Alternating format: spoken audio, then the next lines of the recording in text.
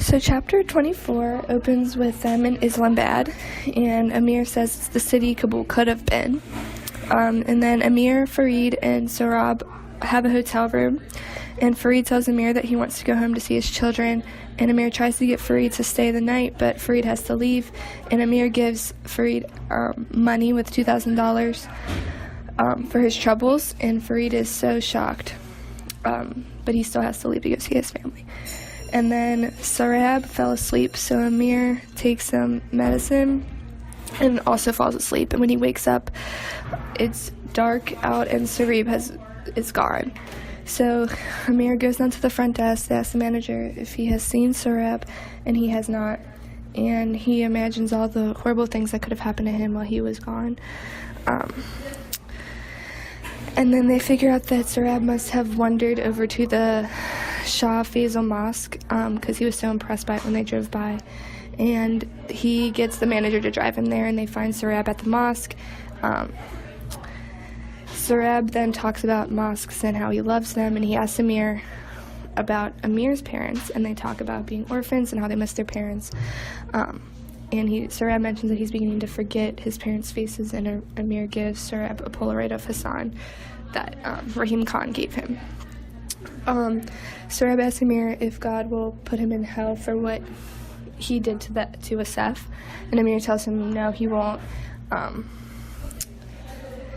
then he tells Amir that he feels dirty because of Asef's sexual abuse, and he doesn't even want his mother or father to see him because he feels that he is so full of sin.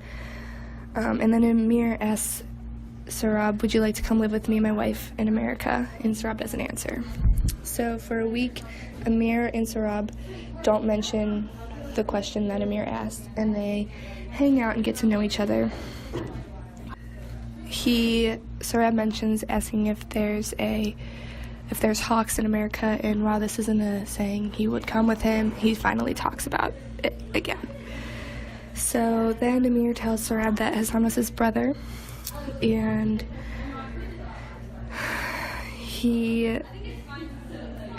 then later in the afternoon, they watch TV and talk about San Francisco, and Sohrab asks about the weather in San Francisco, about the Golden Gate Bridge, and he asks what if they put him back in the orphanage if he doesn't go with him, and Amir promises that he will never have to get back to an orphanage, and so then Sohrab agrees to go to America with Amir. So then Amir finally calls Soraya, and he tells her everything is fine, and he tells her that he wants to adopt Sohrab, and Soraya agrees. So they go to the American embassy because Amir needs to learn how they can go about adopting Sohrab, and the chances of adoption going through were not good because he doesn't have any way to prove that Sohrab's parents are dead, and he doesn't have any proof that he is related. The embassy worker says that he should just give up, and Amir is really disgruntled by this, and he then learns that the reason that this man was so off-putting to him was because his daughter had committed suicide. When they get back to the hotel, Sohrab takes a bath, and Amir calls Soraya, and she says that she's going to call her cousin who has connections with the immigration, and he can help them get this process done. Amir notices that Sohrab has been quiet since they met with Mr. Andrews. The next day, he meets with Omar Faisal, the immigration lawyer, and he finds out, and Omar visits Amir and Sohrab in their hotel room. And they figure out that there's a lot of problems with his adoption, and it doesn't look very good, but since Amir doesn't have any papers to prove he's Sohrab's uncle, the only chance he has of adopting Sohrab is to put him in an orphanage and then go through an adoption agency. But he promised Sohrab that he would never put him back in an orphanage. And Sohrab hears this, Amir tells Sohrab that he has to do this, and Sohrab is so upset that he starts crying and falls asleep, and then so does Amir. And then he wakes up from the phone, and it's Soraya calling, and he doesn't see Sohrab, so he figures he must be in the bathroom, and Soraya tells Amir that her cousin has found a way for them to adopt Sohrab. And so then Amir knocks on the bathroom door to tell Sohrab the good news, but when he opens the door, he sees that Sohrab has slit his wrists with a razor and is laying in the bathtub. There was like a really, I don't know, I just really liked this part on 317. Let me see where it is. It was a conversation between Amir and Sorab when they were at the mosque, and he said, "Do you remember what he looked like? I thought of Baba's thick neck, his black eyes, his unruly brown hair sitting on his lap had been like sitting on a pair of tree trunks. I remember what he looked like," I said, "what he smelled like too. I'm starting to forget their faces," Sorab said. "Is that bad?" And so I just thought that was like, I don't know, I thought that was powerful, that like, it kind of, because I think that the way that like this book is written is like, we are able to relate to certain person, like some of these can be like personal accounts in like our own life, so I think like that can like be related back to the readers, which makes it seem more real. Like when people do pass away, sometimes it's hard to remember all that about them, and so I just thought that that like stuck with me because of like events that have happened before. Yeah, I really like that part too. I just like how, like, when he said, like, do you remember what he looked like? And he, like, remembered, like, vivid details about him. And it just, it made it sad because Amir got so much more time with his dad than Sorab got with him.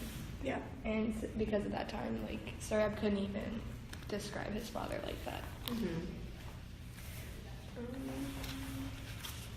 And I just think that, like, the fact that Sorab thought that he was a bad person because of what he did, because of what he did to, Asa. When he says, like, "Can I ask you something, Amir Aga?" And he said, "Of course." He said, "Will God," he began and choked a little, "Will God put me in hell for what I did to that man?" Yeah, that, I just thought that was so powerful. And the fact that, and I think that that can be, like, also, it shows the similarities that Sorab and his dad had with each other, because like that's the exact same thing that I feel like Hassan would say. Like they're so alike, and I think that might be one of the reasons that Amir was able to like open up to him in the way that he did, because like I realized that like he told Sorab the story about everything that had happened, and he was the first person who he actually had ever told that to. So I just thought that was really powerful that like he was able to do that, and I think it's because of how close he was with Hassan. So he sees Hassan through his son. He's like gets to confess to Hassan. Yeah. Through. Yeah. I also thought it was really sad when he was saying that he was happy that his parents can't see him because he's dirty. Oh, I know. Oh. And I thought like the way that he was just saying it was so sad, because I almost like sorry. he's so like, he's just like Hassan. He's he like, thinks everything is his fault, and it's really sad. I know. And he's just Because kind of like after Hassan got raped, he kind of felt not himself anymore. Like he felt like it was his fault, and he felt like he didn't do for Amir what he was supposed to do. And it's kind of Sorab thinking the same thing. Yeah, there was another part that I liked. It was on 320, and it was like Amir was describing what had happened between the two of them, Sorab and Amir, and it said, "A kinship exists between people who fed from the same breast. Now, as the boy's paint soaked through my shirt, I saw that a kinship had taken root between us two. What had happened in that room with Asef had irrevocably bound us." Just thought that was really powerful, because, like, in a way, like, that bound the two of them together, and then, like, what had happened between Hassan and Amir had bound the two, like, it bound them together. So, like, he had those two really significant events with one another, and I thought that was an interesting point. Well, I mean, I like the last paragraph of the whole chapter is really sad, and it said, the chapter's so long. It says, this was like after Soraya said like we are gonna adopt him or whatever. He said, "Sorab, I called rising from my bed. I have great news. I knocked on the bathroom door. Sorab, Soraya, John just called from California. We won't have to put you in the orphanage, Sorab. We're going to America, you and I. Did you hear me? We're going to America." I pushed the door open, stepped into the bathroom. Suddenly I was on my knees screaming through my clenched teeth, screaming until I thought my throat would rip and my chest explode. Later they said I was still screaming when the ambulance arrived. Yeah, and the thing that I was found interesting about that, I thought that was a really powerful way to end the chapter. But I also started to think since since Amir was taking like a nap, he like woke up to the phone call from Soraya. So like if Soraya had like never called, like he might have never woken up, and then it might have been too late for Sarab. So it's like the fact that she called could have like saved his life in a way. Mm-hmm. I just really liked how it ended with him just saying like screaming until I felt I just thought like I could like feel it almost, you know? Yeah. And the fact that it repeated screaming over and over again, it just made you really feel like you were there. And it doesn't like explicitly say what exactly happened, so you kind of don't know if he's dead. You don't know what he saw. You don't really know anything. Okay. So chapter 25 starts off with Sarab being rushed to the emergency room, and he is rushed to the hospital, and Amir is just hysterically crying and screaming. He's in the hospital waiting area, and he's just completely beside himself, and he actually uses one of the hospital sheets as a prayer rug and prays for the first time in more than 15 years. He doesn't even really remember any of his prayers, but he just makes all these promises to God saying, you know, I'll pray every day, I'll memorize the Quran, you know, I'll do all these things if you please just save Sarab. And so after he prays, he eventually falls asleep in one of the waiting room chairs, and he has a dream of Sarab in the bloody water and the razor blade that he used to cut himself. It's a very, he wakes up from this dream very distressed, but he wakes up because a doctor has come to tell him the news of Sarab, and he says that Sarab's lost a lot of blood, but that he will live. So obviously Amir is extremely happy. He cries into the doctor's shoulder, and he just thanks him over and over again.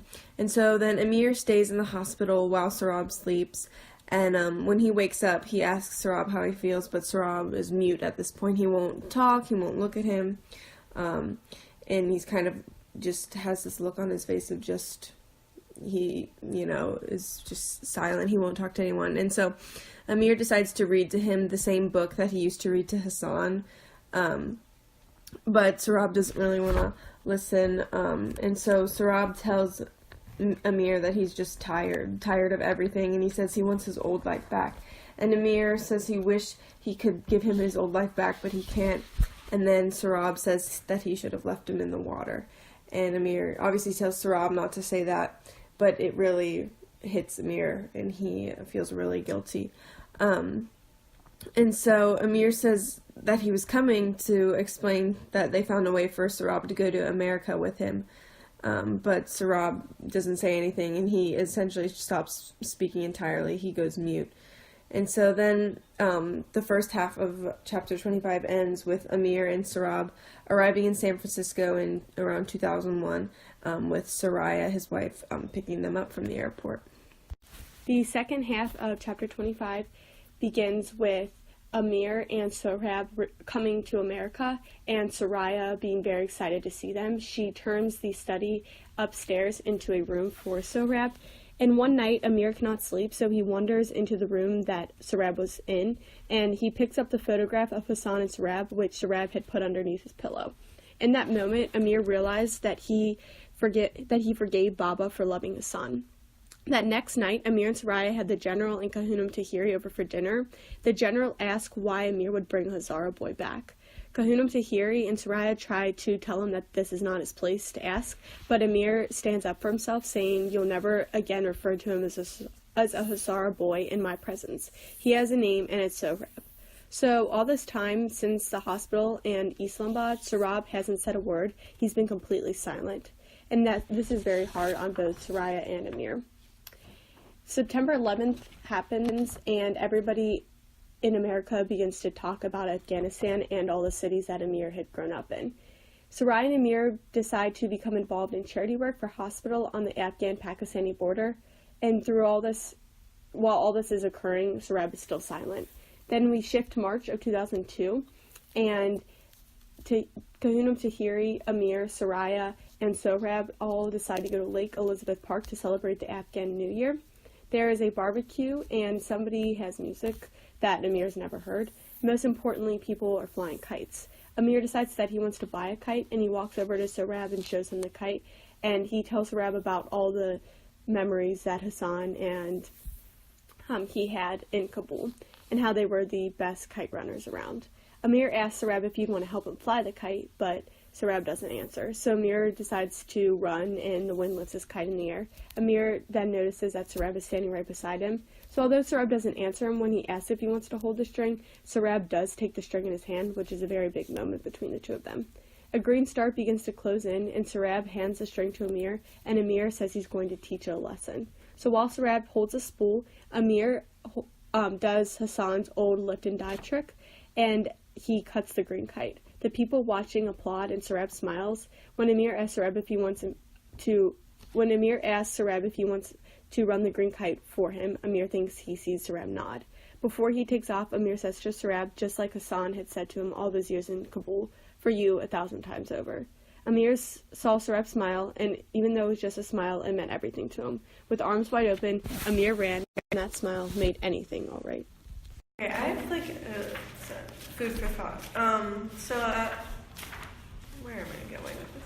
At the beginning, where was I think it's at the beginning of chapter 25, when he's at the hospital and everything. I was just kind of curious because, like, I don't know. I don't feel like religion plays like a very prominent theme in this novel, even though they are Muslim. And also, it's not a big part of Amir's life, really. I didn't think, but, like, why do you think, like, he decided to turn to God? And, like, I understand, like, in those kind of dire situations, like, most people, even if you're not religious, would turn to God, but I just think it was an interesting thing that the author chose to, like, incorporate how he decided to, like, pray when Sorab was in surgery. I don't know what you guys think. Well, he kind of, like, he mentioned, like, the only other time he ever prayed was when Baba was in the hospital. Right, yeah. So it kind of, I don't know, that's what I thought. But I think it was kind of him finding himself too, because he just always went with his dad saying like, oh, that stuff is stupid. You shouldn't really believe in that. And I think it's more of him like, no, I do believe in this. And I don't know, it's something that was there for him when he didn't have anybody else. So yeah.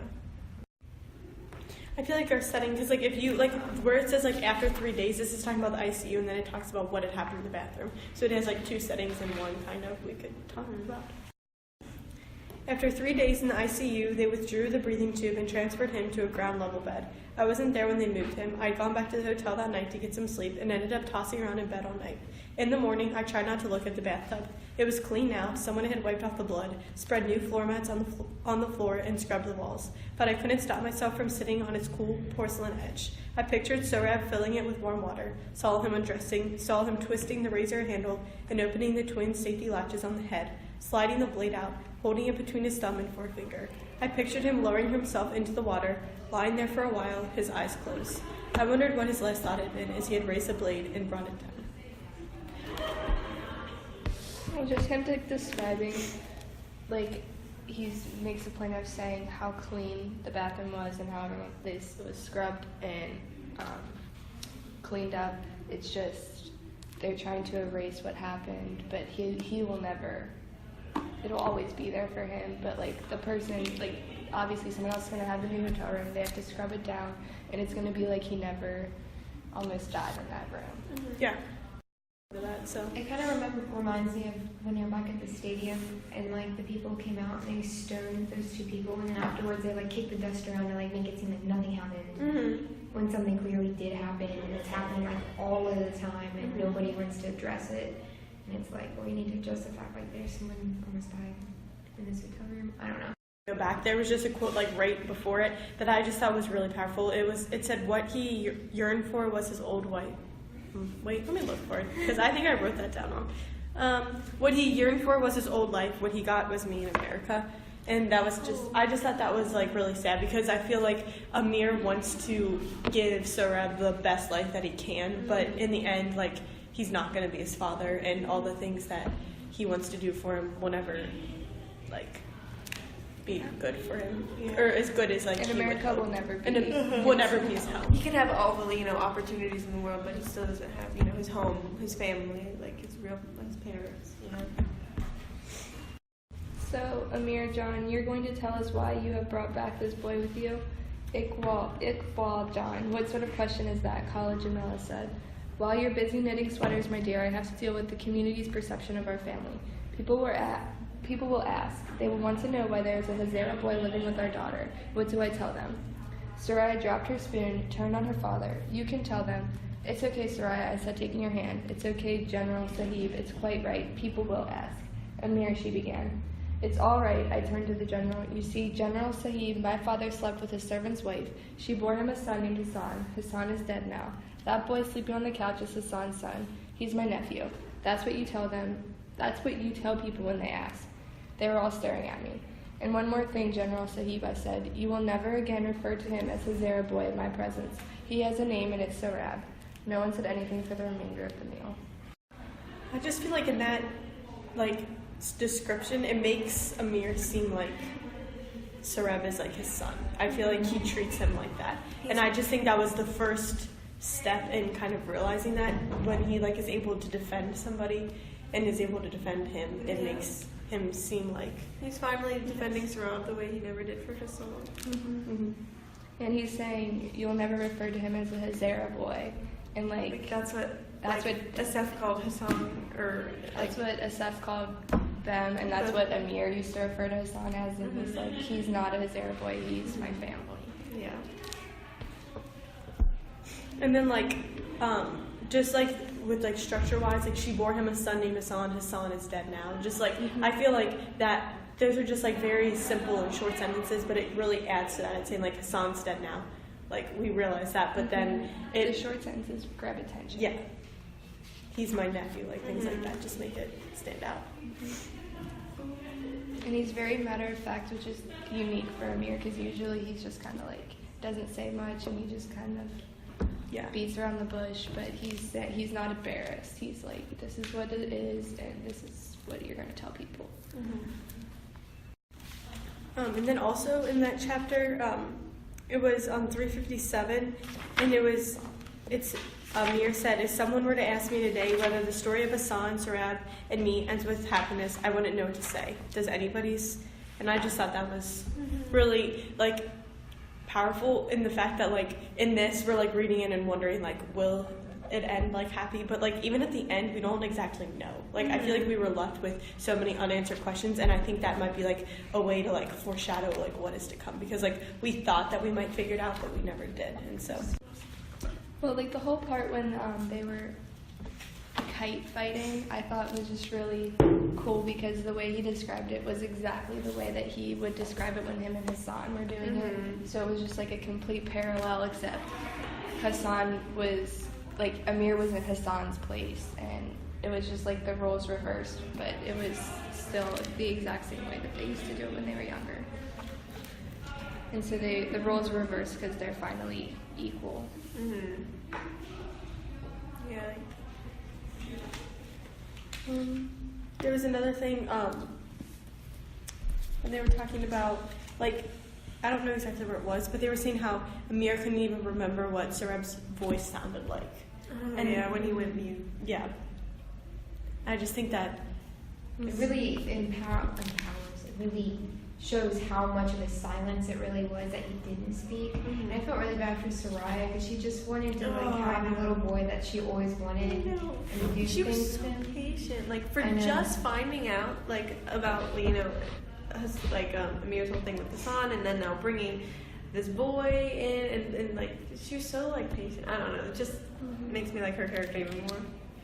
It was when you saying that, it reminded me of this quote where it said, it would be earnest to say Sarab was quiet. Quiet is peace, tranquility. Quiet is turning down the volume knob on life.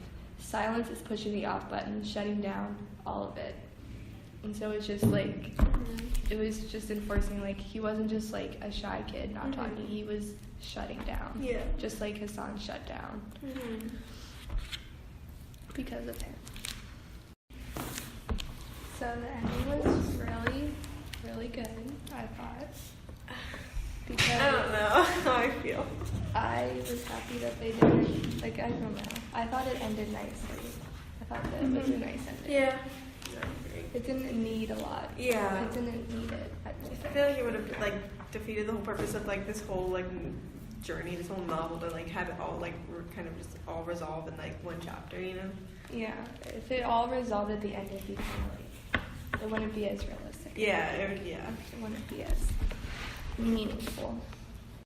I just like how he said that Sarab smiled, because the last time that Hassan smiled was at the like kite tournament thing. He smiled, Oh. and he was gonna go off to run the kite That's for the him. last time I ever saw him smile. Doesn't he say that? So then Sarab smiles here, and then Amir goes off and Oh gets my the God. kite and says, "For you 1,000 times over." I could have never like made that connect. Oh my gosh. It's beautiful. And that's really beautiful. Like, oh. It just kind of came full circle, It kind really of. I really like I just that. wanted him to talk. Mhm. I know. I That's a really good liked point. how the last line of the book was Iran. Yes. I really No, that's just like. especially because like the whole time he keeps calling Hassan like the kite runner, and then he's like, and this time Iran. It's almost like for so long he was like running from like his truth, but now he's running for like a good Towards reason. his, like, future. Towards his future, Yeah. yeah. He's running from the past, now he's running towards the future. Oh, God. Boom. Any last words? Oh. Wonderful book. 10 out of 10 would recommend. Kind of sad though. All right. There we go.